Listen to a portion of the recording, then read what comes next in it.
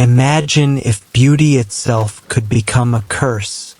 At the heart of Greek mythology lies one of the darkest and most haunting tales ever told, the story of Medusa. Once admired for her breathtaking beauty, Medusa's life took a tragic turn when the wrath of a goddess changed her forever.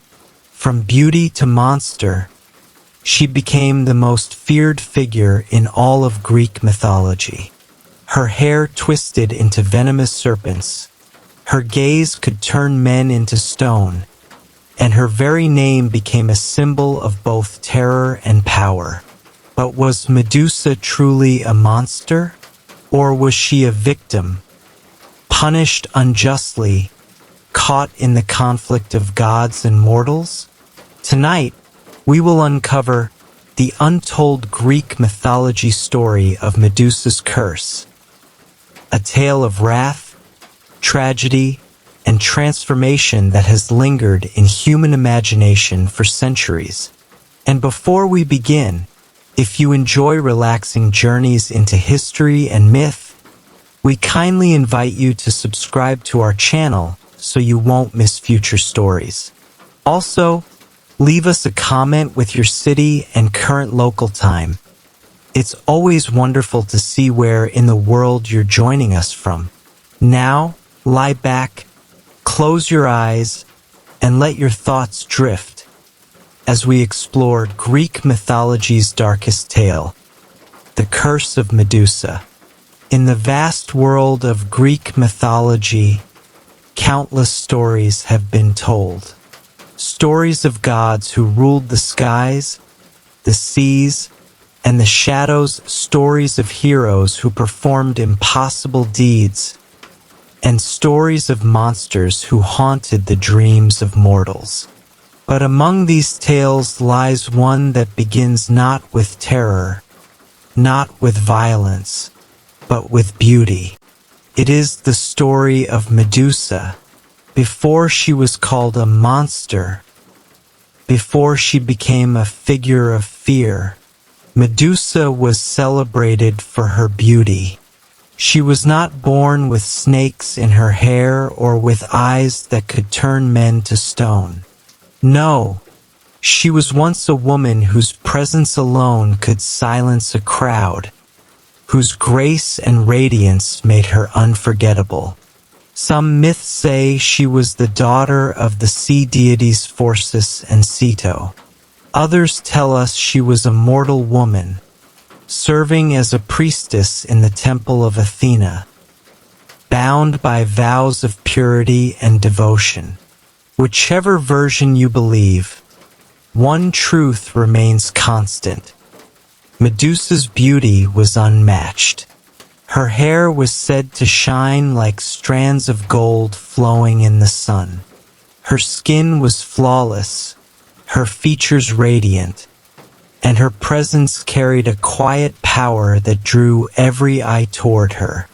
Men would stop in their tracks to watch her pass, and women would whisper about her grace, sometimes with admiration and sometimes with envy.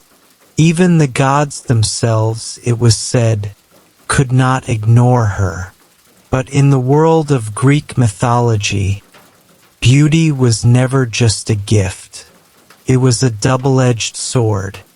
It brought admiration, yes, but also jealousy, resentment, and, in Medusa's case, the seeds of her eventual downfall. Imagine the streets of an ancient city as Medusa walked through them. Mothers pulling their sons back, fearful of the way their eyes lingered on her.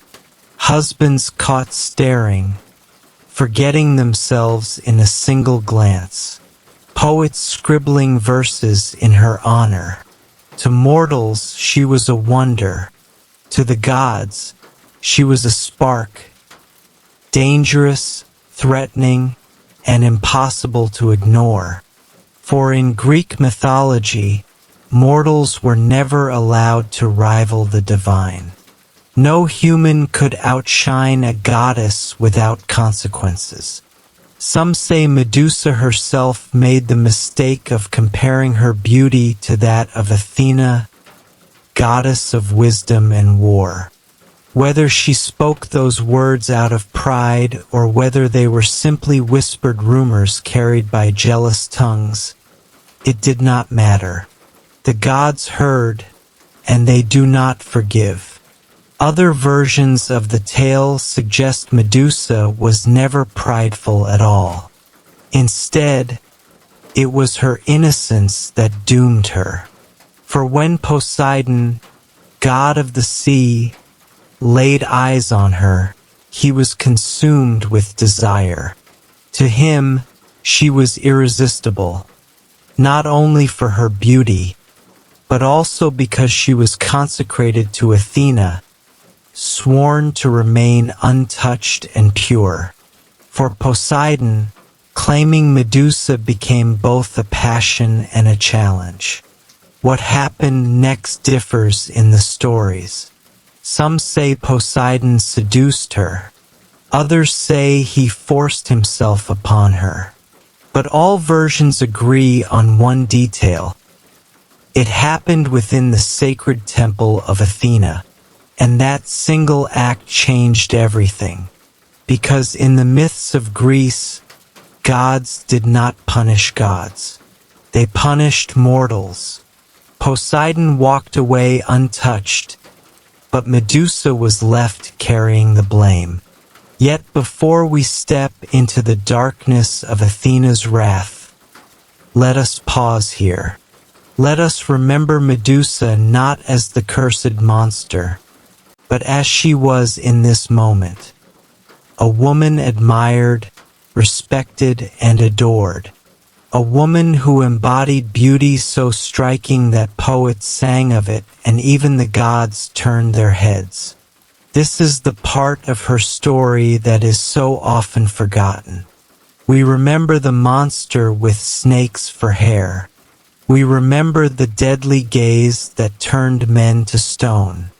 But we forget the young woman who once walked among mortals, radiant and full of life. Medusa represents something greater here, the fragility of human life and reputation. How quickly beauty can shift from blessing to curse. How admiration can turn into jealousy. How innocence can be mistaken for pride. And how even devotion cannot protect against the envy of the gods. Poets of old often compared beauty to a flame that warms those around it, that light and whose face forever altered the course of Greek mythology. And in the next chapter of her story, we will see how everything changed, how Athena's wrath turned beauty into horror, and how Medusa became one of the most feared figures in all of myth. The story of Medusa, as it has come down to us through Greek mythology, is one of the most haunting tales ever told. Yet what makes it truly unforgettable is not only her beauty or her tragic fate, but the moment when her life changed forever, the moment of Athena's curse. To understand this part of the story, we must step back into the world of the gods. In Greek mythology, the gods were not distant beings watching quietly from the heavens. They were deeply involved in the affairs of mortals.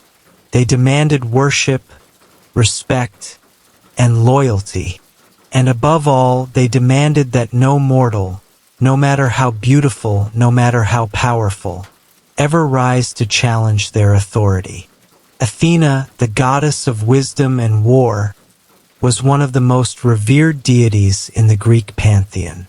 Her temple stood tall across the cities of Greece. Her name was whispered in prayers before battles, and her image was carved into stone to remind mortals of her power. But like all the Olympians, Athena was not only a goddess of wisdom, she was also a goddess of pride, of anger, and of jealousy. And it was in her temple that the spark of Medusa's tragedy was ignited. Some versions of the myth tell us that Medusa, serving as a priestess of Athena, had taken a vow of purity.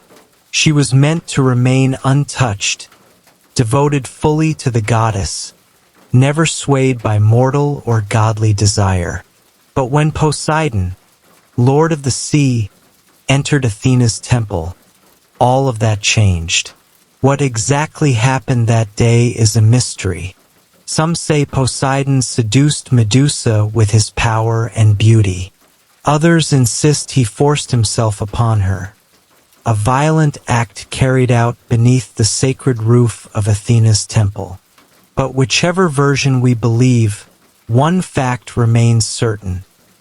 The sanctuary of the goddess had been defiled, and for that there would be consequences. But here lies the tragedy. Instead of punishing Poseidon, her fellow Olympian, Athena turned her wrath upon Medusa. Why?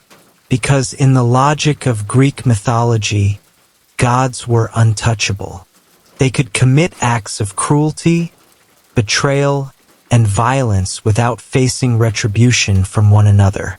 Mortals, however, were fair game. So Medusa, who was already a victim of circumstance, became the target of divine punishment. Athena's response was not gentle nor forgiving. She did not pity the mortal who had been caught in the crossfire of gods. Instead, she transformed Medusa into something unrecognizable. Her golden hair, once the envy of women and the delight of poets, twisted and writhed into venomous serpents. Her radiant face, once praised as divine, became a mask of horror. Her eyes, once soft and captivating, were cursed with a terrible power to turn anyone who looked into them into stone. In a single act, Athena stripped Medusa of her beauty, her humanity, and her place in the world. She was no longer a woman to be admired or loved. She was now a monster to be feared. Imagine the terror Medusa must have felt as her transformation unfolded. Imagine the weight of snakes crawling where her hair once flowed, the hiss of venom replacing the whispers of admiration. Imagine the horror of realizing that her gaze, once filled with warmth, now brought only death. It is said that Medusa fled from human society, exiled not by choice but by necessity. Wherever she went, people feared her. Men who once dreamed of her beauty now turned to stone at the mere sight of her. Villages whispered her name with dread.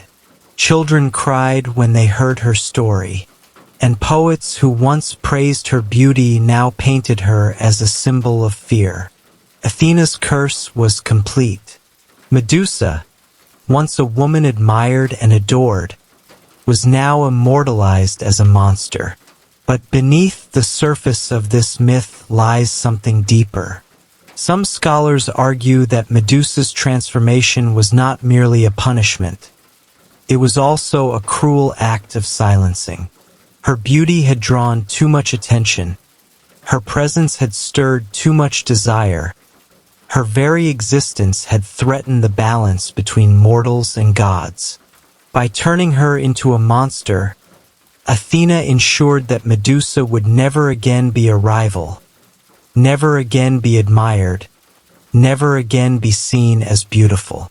And yet, paradoxically, in her monstrous form, Medusa became even more powerful. She was no longer a victim to be pursued, no longer a prize to be claimed. Now men feared her. They dared not look into her eyes. Warriors who once longed to possess her beauty now avoided her at all costs. In her curse, there was power, dark, tragic, and terrifying, but power nonetheless. This is why Medusa remains one of the most complex figures in Greek mythology. She is both victim and monster, she is both punished and empowered. Her story is not just about divine wrath, but also about survival in the face of cruelty. Think of the loneliness she must have endured, exiled from the world of mortals. Think of the silence that surrounded her, broken only by the hiss of snakes. Think of the longing she must have felt for the life she once had, the beauty that once brought her joy. And then think of the bitterness, knowing that she had been punished not for her sins, but for the pride and cruelty of the gods. Athena's curse tells us much about the world of Greek mythology. It was a world where mortals lived under the shadow of the divine, where gods demanded worship but offered little mercy. It was a world where beauty, innocence, and devotion could be twisted into reasons for punishment. And it was a world where even the most radiant of mortals could, in an instant, become the most feared of monsters. And so Medusa's story carried on. From the heights of beauty to the depths of monstrosity, she became a legend whispered in the dark. Travelers spoke of her lair, hidden at the edges of the known world. Warriors bragged of their plans to slay her, though most never returned. And all the while, Medusa lived in exile, cursed and forgotten, yet more powerful than anyone could imagine. Her curse was cruel, her suffering eternal, but in her tragedy, she became unforgettable. And so, as you lie back tonight and let your thoughts drift, remember this chapter of her story. Remember the moment beauty turned to horror, the moment admiration turned to fear, the moment Athena's wrath reshaped a mortal into a myth. This is the curse of Medusa, a tale not just of punishment, but of transformation. A reminder that in Greek mythology, the gods gave gifts with one hand and destroyed with the other. And Medusa, more than anyone, bore the weight of that contradiction. After Athena's curse, Medusa's life was never the same. What had once been a world of admiration and whispers of beauty became a world of fear, isolation, and endless silence. She could no longer walk among mortals. She could no longer pray in temples or wander city streets. Instead, she was driven into exile, cast out to live far away from the world she once knew. Imagine the scene. A woman who had once been praised for her golden hair now hid in shadows, her head crowned with writhing serpents. Where once there had been laughter and soft conversation, now there was only the endless hiss of snakes. Her reflection, once a thing of pride, became something too painful to face. Mirrors were useless, for her gaze alone could turn life to stone. Medusa retreated to the edges of the known world. Some myths place her in Libya, others in the farthest reaches of the ocean, and still others describe her dwelling in a dark cave, surrounded by jagged rocks and the bones of those who had dared approach. Wherever she lived, the message was the same. Medusa was no longer part of the world of men. She was something else entirely, a creature feared, avoided, and cursed by the gods. But exile does not erase memory. As Medusa sat alone in her lair, she must have remembered the life she once had. The voices of admirers in the marketplace, the warm light of the sun on her golden hair, the sacred stillness of Athena's temple before it was violated. All of it must have haunted her as much as the curse itself. Loneliness became her constant companion. Day after day, she lived in silence, with no company but the serpents that twisted and hissed around her head. Their movements became a rhythm in her solitude, a constant reminder that she was no longer human. Sometimes she may have spoken to them, whispering her grief, her anger, and her longing, but the snakes only answered with cold, empty hisses. Yet despite her exile, Medusa's power grew. For though she had been cursed, she had also been transformed into something no mortal could defeat. Warriors who sought to kill her rarely returned. Those who did never spoke of what they had seen, their silence more chilling than words. Medusa's name spread across Greece not as the name of a woman, but as the name of a monster. And still, deep within her exile, Medusa remained both victim and survivor. She had been wronged by the gods, cast aside by mortals, and abandoned by the world, but she endured. In her isolation, she became stronger, more dangerous, and more unforgettable. Her lair became a place of legend. Travelers told of stone statues scattered across the rocky ground, not carved by human hands, but once living men who had dared to meet her gaze. Some stories say the statues stood frozen in positions of terror, their mouths open in silent screams. Others describe them as warriors mid-strike, their weapons still raised, turned to stone in an instant. To those who heard these stories, Medusa was no longer a woman at all. She was a force of nature, a being of pure fear. Mothers warned their children with her name, and warriors spoke of her as the ultimate challenge, a test of courage that only the bravest or the most foolish would attempt. But what of Medusa herself? Did she embrace the role of monster, or did she mourn the life she had lost? The myths do not tell us clearly. Some portray her as vengeful, striking down anyone who dared enter her domain.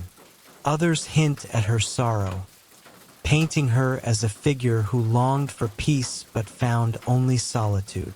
Perhaps both are true. Perhaps Medusa carried both rage and grief within her, intertwined like the serpents that crowned her head. Perhaps she hated those who hunted her, but also pitied those who fell before her gaze. Perhaps she wished for love but knew it would never come again. In this way, Medusa's exile becomes more than a punishment. It becomes a reflection of her dual nature. She is both terrifying and tragic, monstrous and misunderstood. She is a symbol of the cruelty of the gods, but also of the resilience of the human spirit. As years passed, her legend only grew. Sailors whispered of her as they crossed the seas. Poets wrote of her in hushed tones. Kings and warriors dreamed of slaying her, seeking the glory that would come from defeating such a creature. But Medusa remained untouched in her lair, waiting, surviving, enduring. The world outside moved on. Heroes rose and fell. Cities grew and crumbled. Empires fought and vanished. But Medusa remained, alone, cursed, and eternal. This image of Medusa in exile has captivated storytellers for centuries. She is more than just a monster hiding in shadows. She is a reminder of what it means to be. Medusa's exile had lasted for years, perhaps centuries. Alone in her lair, surrounded by stone statues of those who had dared to face her, she had become more myth than woman, more symbol than soul. Her name was whispered across Greece with both terror and awe. She was the monster at the edge of the world, the one challenge even the bravest of heroes hesitated to face. But one man did. His name was Perseus. Perseus was no ordinary mortal. He was the son of Zeus, king of the gods, and Danae, a mortal princess. Like so many figures of Greek mythology, His life was shaped by divine intervention long before he ever knew his destiny. Raised with the strength of his father's blood and the resilience of his mother's care, Perseus grew into a hero whose courage would one day echo through history. But before he became a legend, Perseus was simply a young man forced into an impossible quest. King Polydectes, who secretly desired Perseus' mother, sent him away on a task designed to be his doom, to bring back the head of Medusa. Why Medusa? Because by this time her name was synonymous with terror. To slay Medusa was to achieve the impossible. To even face her was to risk turning into stone. Polydectes thought Perseus would never return, that the challenge would rid him of the young hero once and for all. But the gods had other plans. Athena and Hermes, perhaps out of pity or perhaps out of interest in Perseus' fate, gave him the tools he needed. From Athena came a polished bronze shield, shining like a mirror. From Hermes came a curved sword, sharp enough to pierce through anything. He also received winged sandals to fly, a magical pouch to carry the head, and a helmet of invisibility said to belong to Hades himself. Armed with these gifts, Perseus set out toward Medusa's lair, a journey to the edge of the known world. Imagine the silence of the cave as Perseus entered, the air heavy, the ground littered with the stone remains of warriors who had come before him. Faces frozen in fear, hands still clutching weapons, their last moments captured forever in stone. This was Medusa's world, a graveyard of ambition, where courage turned to silence in the blink of an eye. And somewhere within the shadows, Medusa waited. But remember, Medusa was not just a monster. She was also a woman cursed, living in solitude, punished for sins that were not hers. Did she know Perseus was coming? Did she hear the footsteps echo through her lair and feel a weary sorrow that yet another man sought her death? Or had she grown hardened by the years, prepared to strike down whoever dared disturb her exile? The myths do not tell us. What they do tell us is this: Perseus approached carefully, never meeting her gaze directly. He used Athena's polished shield as a mirror, watching Medusa's reflection rather than looking at her face. Step by step, he drew closer, the serpents on her head hissing, twisting, sensing the danger. And then, in a single strike, Perseus swung the sword of Hermes. The cave fell silent, the serpents stilled, and Medusa, once a woman, once a beauty, once a curse, fell. Perseus placed her head into the magical pouch, careful never to look upon it directly. And with that, the story of Medusa's life ended. But her legend was far from over, because Medusa's head retained its power even after death. Whoever looked upon it was still turned to stone. Perseus carried it with him on his journey home, using it as both weapon and shield. Some stories say he used it to turn King Polydectes and his followers into stone, freeing his mother from the king's unwanted advances. Others tell of how he gifted the head to Athena, who placed it upon her shield, the mighty Aegis, so that Medusa's power would live on forever in battle. And so Medusa's fate was sealed, not only in life but in death. Her story raises questions that echo even today. Was Medusa truly a monster, or was she made into one by the cruelty of the gods? Was Perseus a hero, or simply a pawn carrying out the will of those above him?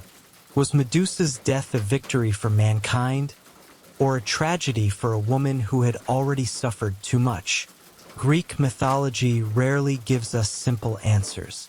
Instead, it gives us stories layered with meaning, tales that invite us to reflect. Medusa was at once victim and villain, cursed and empowered, feared and pitted. Perseus was at once savior and slayer, chosen by the gods yet manipulated into their games. And yet, from this encounter, both became immortal. Medusa, through her terrifying power and tragic tale, became one of the most recognizable figures in all of mythology. Perseus, through his bravery and success, became a hero remembered for generations. Their stories are forever entwined, each defined by the other. But let us not forget Medusa's humanity. Behind the snakes and the stone, there was once a woman admired, a woman wronged, a woman cursed. Her beauty became her downfall, her suffering her legacy. And in the end, her head, severed and powerless to speak, became an eternal weapon for the very gods who had condemned her. As you lie back tonight and let your thoughts drift, consider this final image. A lonely cave at the edge of the world, silent now, where once a woman lived in exile. A woman whose name still carries both terror and tragedy. A woman who reminds us that myths are not only about heroes and victories, but about the cost of divine cruelty, the fragility of mortal life, and the thin line between beauty and monstrosity. This is the story of Medusa's fate, a story of punishment, survival, and death, a story that asks us to see not only the monster, but the woman behind the curse. And so, with her story told, we close this chapter of Greek mythology. May it remind us that even in myths meant to frighten, there are lessons about compassion, about injustice, and about the enduring power of a name. Good night, and may your dreams be free of serpents.